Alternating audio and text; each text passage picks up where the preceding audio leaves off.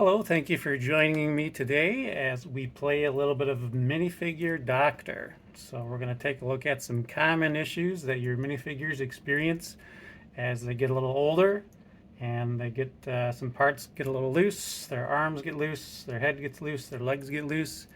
And I'm going to show you some easy techniques that you can use to kind of restore them back to some of their former glory. So the first thing we're going to look at today is a common problem with some older figures is the legs get a little loose, and that's the connection between the legs and the torso.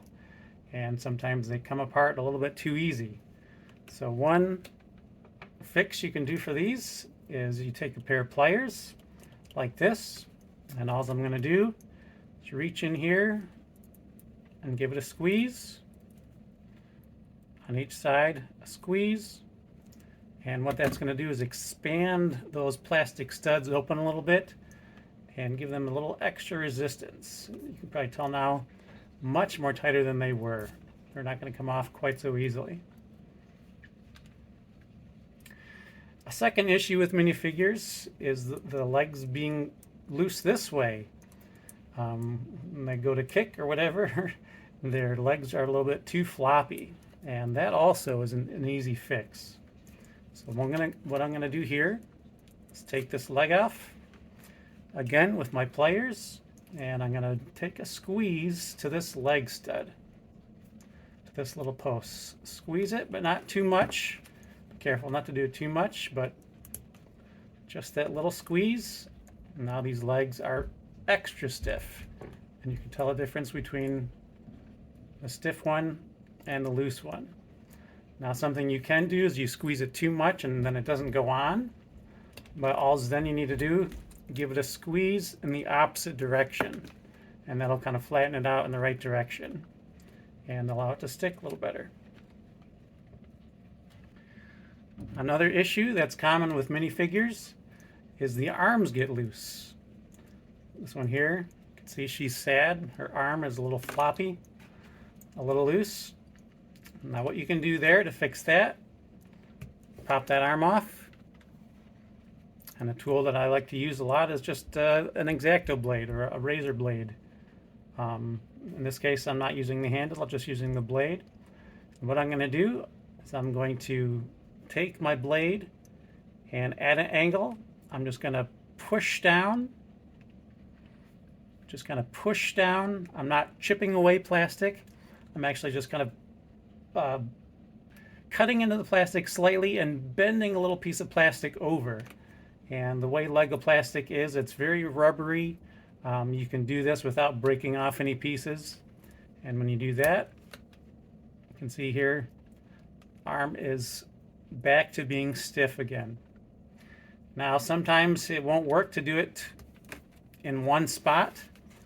Sometimes you might need to do that in a couple spots. But, you know, don't worry. This Lego plastic can handle that. Without destroying it. It's just going to bend that plastic a little bit and give you the resistance you need to make that arm not wiggle anymore. Another common issue is the hands. The hands being a little bit too wobbly, too loose. When you put something in their hands, a weapon or something, it just wants to wiggle all over the place. Easy fix for that. Pull the hand out. Again with the pliers, and I'm just going to squeeze that, give it a squeeze. It's going to flatten it out a little bit. It's going to change the shape to give it the resistance that it needs to not be so loose anymore. You can see now, if you can see, it's very tight. Those weapons aren't going to flop all over the place. It's the type of tension that you want. Another common issue with minifigures is the head, a little too loose. It pops off too easily. Maybe you take the helmet off and the head pops off with it. All right, one way you can take care of that issue. This one is a little bit more invasive. It kind of marks up the figure a little bit. So maybe you don't do this with some of your more valuable figures, but But if it's a figure that you just want to make sure that that head is not going to come off every time you take the helmet off, one thing you can do, take your razor blade, and this is similar to the trick with the arms. I'm going to take it at an angle. I'm just going to press into that plastic. And that's just going to kind of cut into it and lift up just this kind of little flap of plastic there. And as a result, if you could hear that snap, head is on very tight now. And that little flap of plastic is just giving it just a little bit of resistance, the type of resistance it needs to not flop around. Now there is another tool you can use, and I understand this is not a common tool that everyday people have. This is actually a jeweler tool. I am a jeweler, but one thing you can do if you happen to have a tool like this or something that can replicate this. So this is used to melt wax typically. So when I turn this on, this tip gets really hot. What I can do is I'm kind of reaching inside and I'm just kind of touching it a few times, and that's just kind of slightly melting the plastic, but it's also just changing the shape of the inside ever so slightly. It's creating these little divots which causes some of the plastic to raise up, and what that does is it just gives it a little extra friction, extra resistance. In this case, it would be kind of a less invasive. It's not going to change the outward look of your figure at all. Just a few divots on the inside, but in the end, your head is going to be really tight. It's not going to go anywhere. Now, what if you have a helmet that just wants to pop on and off too easily? Okay, that's an issue a lot of times too. What you can do, now on the inside of this helmet, there's these two moon-shaped pieces of plastic, and that's what hugs the head stud. And one thing you can do to make this helmet tighter, I'm going to use a different pair of pliers that have kind of a more of a needle nose to it. I'm just going to grab the ends of those moons, and I'm just kind of bending them inward. So I'm grabbing, kind of bending it inward just so slightly. All right, and that gives it the resistance it needs to stay on the head. So there's a lot of helmets that have this kind of design that you can do that with. Okay, so the next set of issues that we're going to address are just common wear marks, scratches, maybe some light bite marks. So it's kind of limited in what you can do, but there are some things you can do to improve the look of some figures. Now, if there are wear marks, scratches on the front of a torso, not a whole lot you can do without ruining the pattern on the front. But if there are wear marks and scratches on the side of the torso, maybe from the arm swinging or on the back just from everyday wear or sitting around in a toy box, there are some things you can do to improve the look. Now, what I'm going to be doing here is going to be removing some material through sandpaper. And so the warning here would be that if you take away too much material, it's going to start to thin out the Lego. And if it gets too thin, there's the potential that it could crack. Now, figures do crack all the time just from age. They get cracks in the side, cracks in the back. I mean, that's probably the most common issue with most figures. And so the warning here again would be if you do thin out the figure too much, it could potentially lead to it cracking sooner than it normally would have. So you may not want to do this with some of your more valuable figures, but this is something you can do to improve the look of a figure. So you could use kind of a fine file, or sandpaper is what I'm going to use. It's kind of a semi-rough sandpaper, and just basically I'm going to be going back and forth. I'm going to rotate the figure, back and forth, rotate, back and forth, Okay, and that just helps make sure you get even coverage all the way around. Go a little bit more.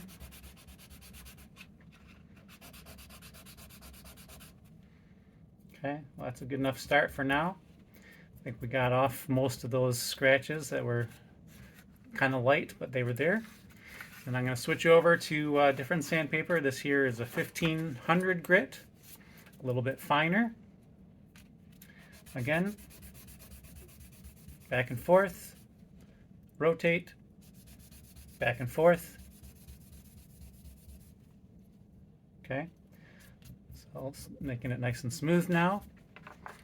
Switch over to a finer grit. Back and forth, rotate, back and forth.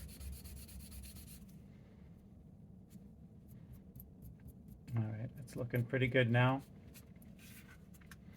I'm going to switch over then to a fine grit paper.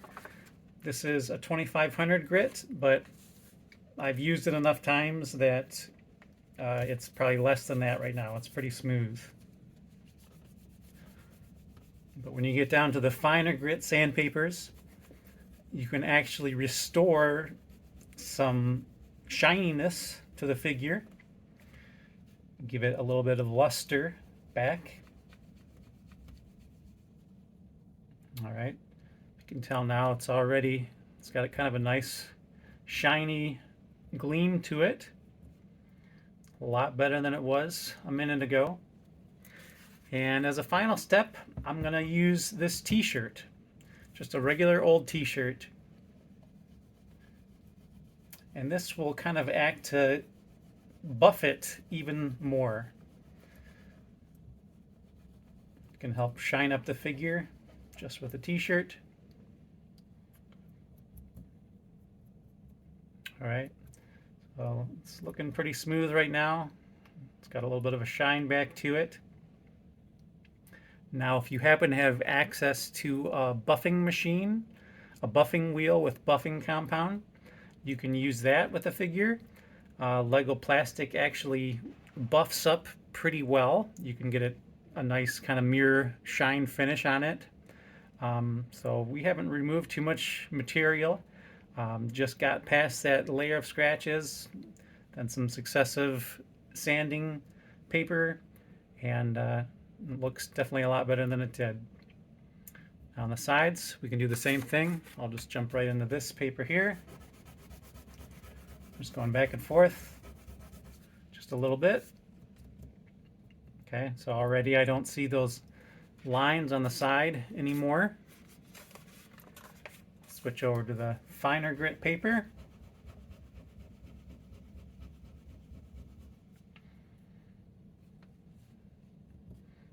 All right, it's looking pretty good now. Pretty shiny. The lines are gone. Go to the t-shirt. It's going to help just buff it up a little bit more, put a little bit more shine on it. Now, what about legs? Is there much you can do there? Legs are definitely a little harder to try to restore. Legs that are kind of beat up and chewed up and scratched up. You can make them look a little bit better in certain spots, but difficult to really refurbish every area of the leg. You can easily touch up the sides of the leg, that nice flat surface. You can do a little bit to the back of the leg. And you can do some down on the feet, but very difficult to try to touch up, this part of the legs, the curve up here. There's not an easy way to get at that and to make it look good. But one thing you can do if you want, either with a file or with sandpaper, just go again back and forth.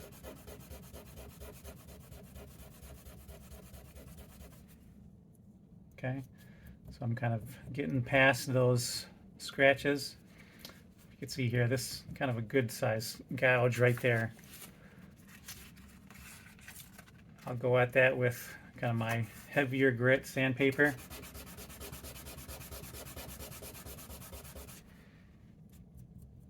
All right, it's back and forth.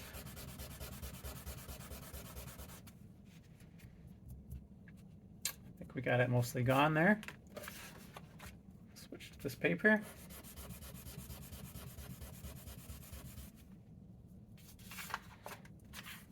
A finer grit.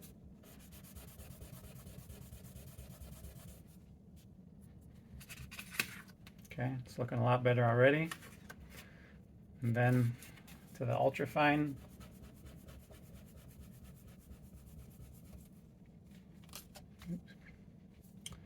Start looking pretty shiny right now. Definitely a lot better than it was. And finally, a little bit of the t-shirt. And it's got kind of a glossy look to it now. Looks a lot better than it did just a moment ago. The front of the legs, hard to do with sandpaper.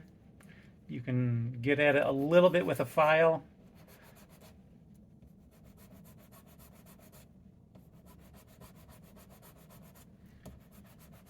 Again, difficult to make these look really good, but sometimes you can touch them up a little bit.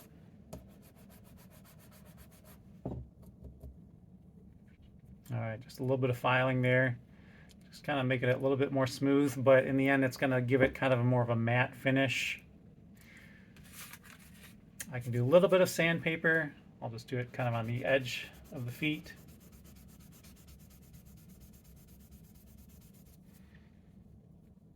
But the trick here is keeping the figure nice and flat, keeping those feet nice and flat on the paper. Otherwise, you're going to kind of round out some of the edges and it's not going to look that great. But not much you can do to make the front of the legs look much better, but you can make them look a little bit better. All right, so I don't know if you can see that. A little glossy, a little bit better, but you know, far cry from looking like a brand new pair of legs. But there you have it. Those are my techniques for helping you to restore some of your figures to look a little bit better for you. I hope you enjoyed watching and you took some tips away that you can use for your figures as well. Thanks. Bye.